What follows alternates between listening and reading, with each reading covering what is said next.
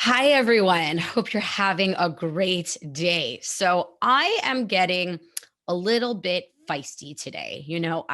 I thought about whether or not I wanted to record this podcast episode, and then I kind of hit my wits' end when it comes to this particular topic, and I just have to let this off my chest.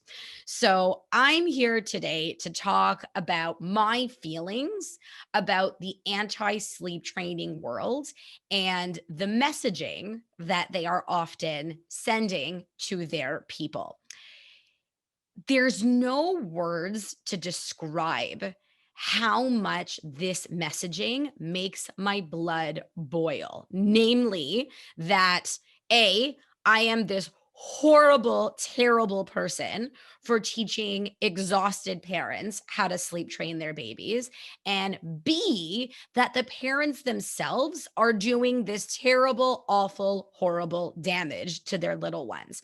I just got a call this morning from a prospective client whose 4-month-old is waking her up every 90 minutes all night long. And she is desperate for some help, but she is petrified about doing any kind of sleep training, even gentle sleep training, because she read somewhere or was told or, saw something that said that if your baby cries and you don't, help them fall asleep, that it's going to damage them for life. And this messaging is unbelievably damaging. It is predatory. And most importantly, it is 100% false.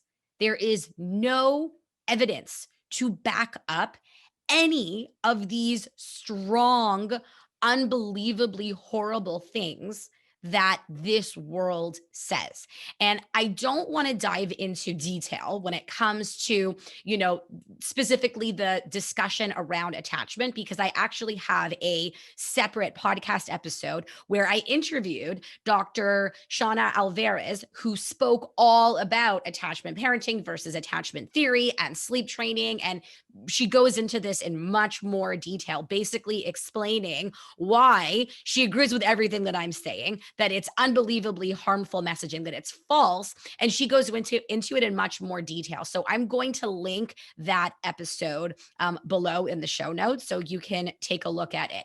But the one thing that I do want to emphasize when it comes to just the piece about evidence and the fact that there is no evidence to back this up. I have seen time and time again people asking for proof. Prove to me that if I sleep train my baby in some way, shape, or form, that it's going to affect their attachment. And I haven't seen anyone in that world be able to produce a shred of evidence to back that up. What they might do is they might say, here, check out this article. This article explains why sleep training is damaging. Here's the thing, parents, listen up. An article is not evidence. An article is literally just explaining someone's opinion in more detail.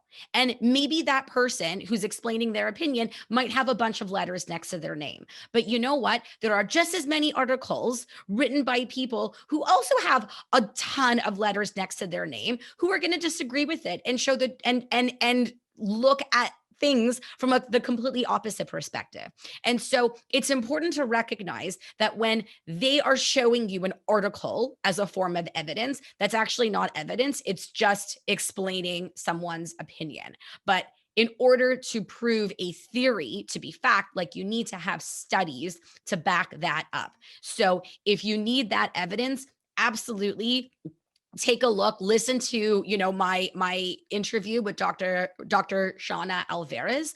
But because we know that these statements are 100% false, it makes my blood boil knowing what kind of damage this is going to cause. Because for so many families, sleep training is an absolute godsend. It is precisely what they need to be able to get their little one sleeping so that they can feel like a functioning human again, so that they can can feel whole again, so that they can take control of their physical health, of their mental health, of every aspect of their life, of their marriage, of their business, of their job, all of which is suffering because their little one isn't sleeping. And given that all these statements are 100% false, it's so unfortunate to me that this messaging is so prevalent. And of course, when a sleep deprived mom is feeling so vulnerable and so desperate and hears this, it's going to take a toll on her, and it's going to make her, think twice about making this parenting choice that really should just be seen as that. It's a parenting choice. It's a completely respectable parenting choice to make, because here's something that I want to emphasize. I purposely don't go around preaching sleep training to everybody. Why? Because it is absolutely a respectable parenting choice, but not every parent decides to sleep train. Some don't feel the need to. For some, they figure out another way for everybody in their family to be able to sleep. And you know what? If what you're doing is working for you and you decided to not sleep train, that is fantastic. Good for you. You figure out, you do you, right? I would never tell someone to do something that works for them. But for a lot of families, sleep training is what they need because they've tried everything else. They've tried co-sleeping, they've tried this, they've tried that, and it does not work. And the status quo is just not working for them. And as a result, their physical health is suffering, their mental health is suffering, their marriage is suffering, they're falling asleep on the job, they're barely functioning. And so sleep training for so many families that I work with is an absolute godsend. And, something that Dr. Shauna Alvarez, I keep referring to this podcast episode, but I think it was so unbelievably helpful. What she continuously emphasized throughout this interview is that there is no one size fits all approach to raising a healthy, emotionally stable child.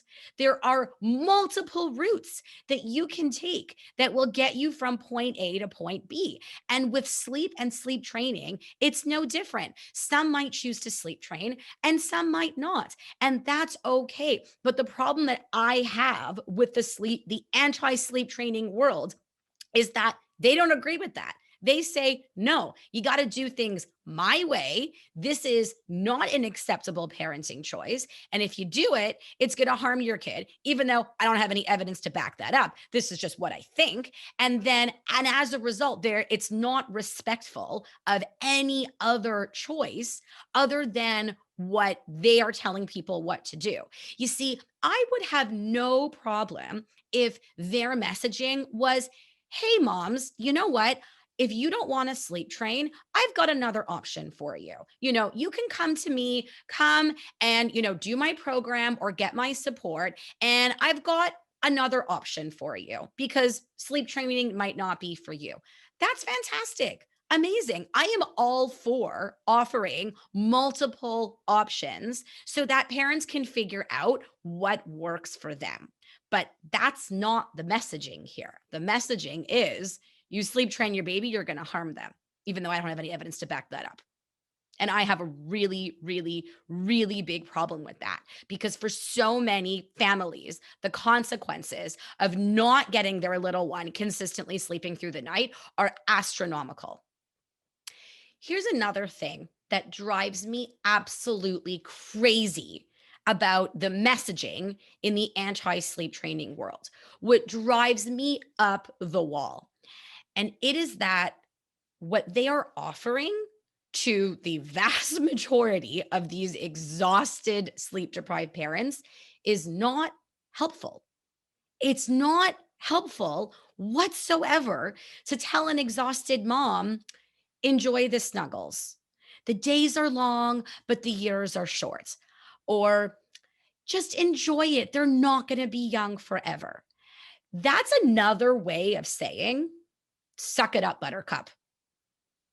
Quit complaining. You decided to become a parent. You decided to have a baby.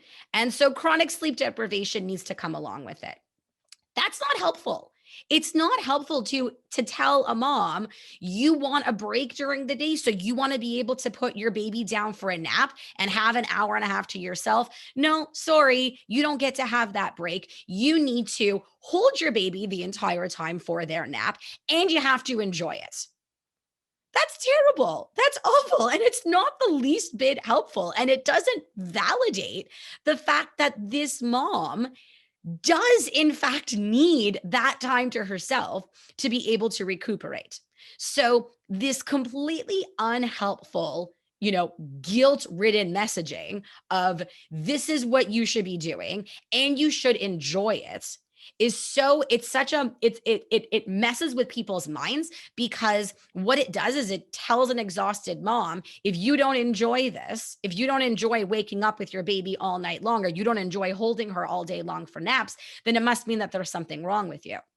And I'm not just making this up. I've had numerous people reach out to me, tell me that they feel guilty for wanting to put their baby down for a nap independently so that they can have a break.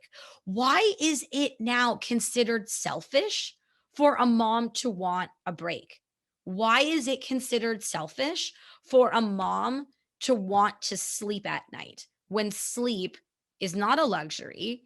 It is a physiological necessity, just like air, just like water, and just like food, to be able to survive. Why is a mom considered selfish for wanting these basic things? It's a problem. When Eliana, my middle child, was 4.5 months old and she was waking me every 90 minutes all night long, there was someone that I bumped into, one day. I remember, and I was telling her how exhausted I was. She was asking me, "Oh, how's the baby?" And I was like, "Oh, baby's not sleeping and I'm losing my mind." And this person, I'm assuming with the best of intentions, said something along the lines of like, "Oh, just enjoy those nighttime snuggles because they're not going to last forever. And, enjoy them while they're young because this isn't always going to be the case." And I'll tell you what I said to her, which I think gave this person, it managed to open her eyes a little bit to, really what she was telling me. What I said to her was, "I agree. I want to enjoy my little ones. And I can't do that when I'm so damn exhausted from waking up every 90 minutes all night long." So, to those of you who hear that messaging and you're not quite sure how to respond to your well intentioned, family members or friends, start with that. That's where I start, where I have always said, I know that my kids are only little for a short period of time. I'm talking as a mom whose oldest kid is now 10. So, yes, I absolutely agree with the general framework, that general sentence of like, yes, the days are long and the years are short. The days are long, but the years are short. 100% agree. And as a result, for me, sleep training was the best thing that I could have done because it meant that I was able to enjoy and really appreciate those years when my kids were little. Now, JJ, quite frankly, is still 2.5. So in my eyes, he's still very little. But I absolutely agree that to a huge extent, the time flies by. And I wouldn't have been able to enjoy that time with my kids when they were little if I wasn't sleeping properly at night. So I think, to those of you, who might have concerned or critical family members, or friends that might know that you're sleep training. First of all, I am of the belief that you don't have to defend your parenting choices to anyone, that your parenting choices are between you and your partner. But I also get that if you're close with your family members and close with your friends, then, you might still feel the need to explain why you are making this choice. And so I would start by really addressing your why. Why do you need to sleep train your baby? What is going on in your life that is causing this, that as a result of this sleep deprivation, certain aspects of your life are suffering. And so I coach my clients through this. My clients will say to me, Eva, my mother is so against any kind of sleep training, and or my mother-in-law, or my sister thinks that it's the worst possible thing in the entire world. And I think that if you start by explaining your why, you say, listen, I've tried everything else. Nothing else is working. My anxiety is really out of control right now, or my depression is really at an all-time high. My marriage is suffering. I barely have any energy to talk to my husband at the end of the day. I don't even have time to talk to him because it takes me 2 hours to get the baby to sleep, only for her to wake up 2 hours later. When you explain the bigger picture to your loved ones in terms of why you have made this specific parenting choice, it's you can almost guarantee that, your parents is going to take a step back and go, "Oh, gosh, it didn't even occur to me that you were suffering so much, or I wasn't aware that, you were suffering so much, or that, the toll that the toll that it was taking, on all these aspects of your life, I had no idea." Or, "Mom, I'm about to get fired from my job because I'm making so many stupid mistakes that I never make because I'm so sleep deprived." These are really big things that when you explain to your family members, again, you don't owe them an explanation. But if you want to have a respectable conversation, this would be where I would start with. I would start with the why, because the why is the huge part of this conversation. Another aspect when it comes to your why that you can emphasize is that this is something that's going to benefit your little one hugely. I mean, let's not forget that your baby or toddler or preschooler is also human, who is going to who also needs wickedly awesome sleep just like us adults do.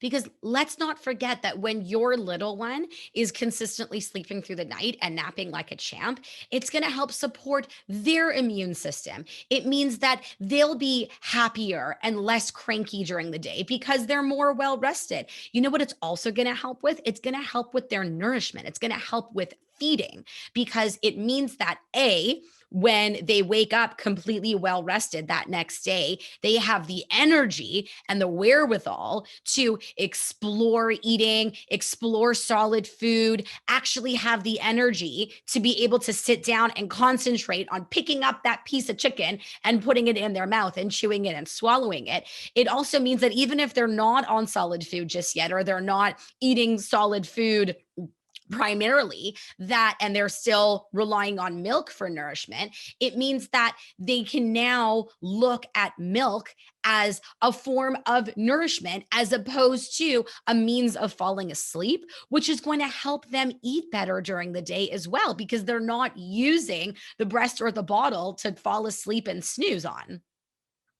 So, to those of you listening here who are on the fence about sleep training, you're dying for a good night's sleep, you're really suffering from not sleeping properly, but at the same time, you're feeling hesitant because of this messaging in the anti sleep training world that you have heard.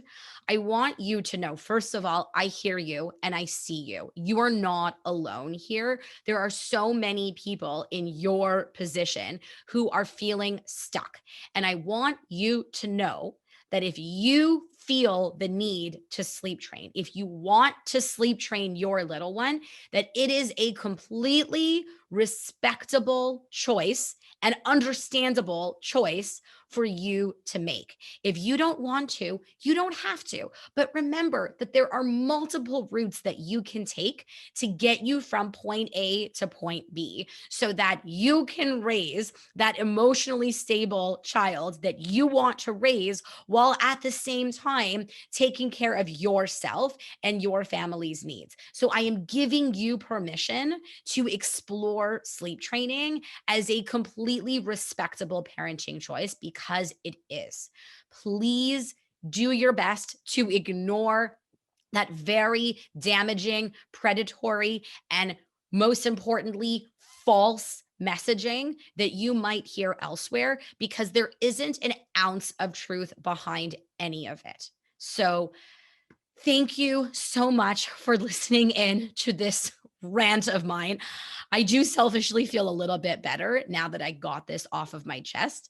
And I hope that this benefits even one person listening in. And one more thing I want to mention is if you are today struggling with your little one's sleep and you want to get them consistently sleeping through the night so that you can go back to being a functioning human again, I've got a free masterclass that you can check out that will teach you how to get your little one sleeping like a champ so that you can wake up and feel normal and human and sane again. So I will post the link to that below. You can check out that free masterclass in the show notes. Thank you so much, everyone, for listening in and have a wonderful day.